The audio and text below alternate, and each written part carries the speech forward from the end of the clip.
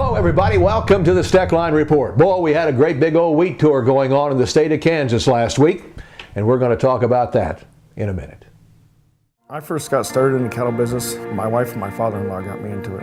I love dealing with the animals and being in the outdoors. At American Ag Credit, I know a lot of them are in the same business that I am. You know, therefore they understand what I need and what problems I'm against, so they can work with you on it, and it makes it much easier. It's been passed down to me through the generations, and I want to pass it on down to the next generation or two. Had a big old wheat tour going on last week in the state of Kansas. It's the Kansas Wheat Quality Tour that takes place each and every year. Record number of participants, and it needed to be, because I tell you what, I think we've got and they do too, a record crop coming on in this year.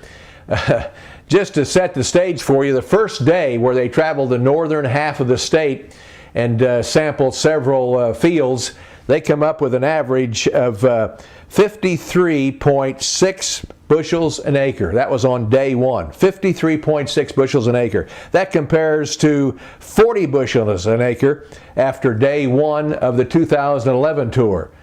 Well, it didn't stay there. As they went to southwest Kansas, it went down some. There's some drought. There's even a little bit of nipping by the cold weather. We've got some bugs and we've got some disease around. A lot of people have sprayed for disease this year that don't normally do that. But as they moved to the southwest part of the state where the ponderosa is, they found some awful good wheat again. I got to tell you, I looked at my wheat crop several times here in the last few days, and I just don't think I've ever had more heads, bigger heads, thicker wheat and the tallest wheat I've ever seen in my life on my farm. And so consequently, folks, we've got a big crop coming to town. Thank goodness for that, because we need the income, and I just hope it doesn't knock the price too far. We just need to get rid of it, and we do have some pretty good export business around. And as long as China and everybody else keeps buying corn, that's going to help hold wheat up there, even if we do have a big crop.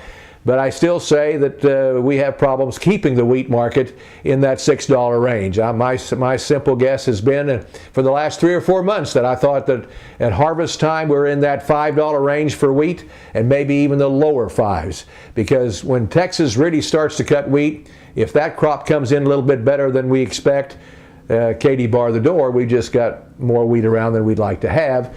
Let's not talk about that much about it. Let's just kind of hope that we can get rid of it, sell it, and other countries might have some problems yet to deal with as well. And don't forget, we don't have this wheat crop in the bin yet. There could be some things happening. Farm bill markup in the Senate took place. Not too much news there. It eliminates direct payments, strengthening risk management some.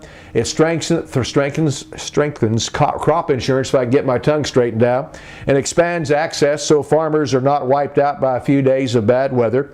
Consolidates and streamlines program. For example, 23 existing conservation programs are worked into 13. That should help right there.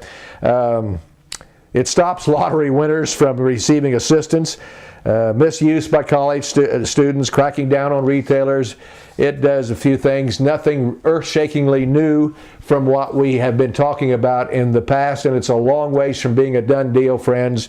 The House is working on it. Lucas, by the way, over on the House side, says he was disappointed with the Senate Farm Bill because it fails to treat all commodities fairly.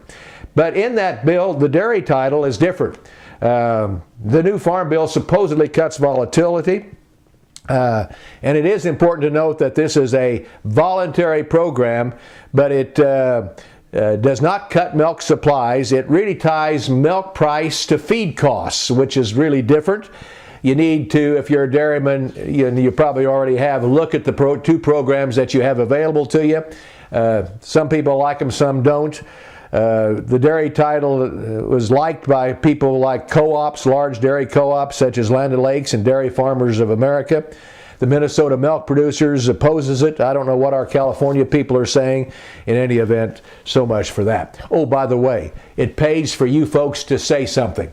The child labor rule proposed by the Labor Department that we've talked so much about here on the Steckline Report, enough response negatively to the Labor Department's idea of cutting back the idea that kids should work on the farm. They've shelved it.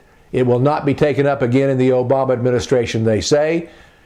too much adverse from you folks. Congratulations on accomplishing something. We might on the next Steckline Report. Stay tuned.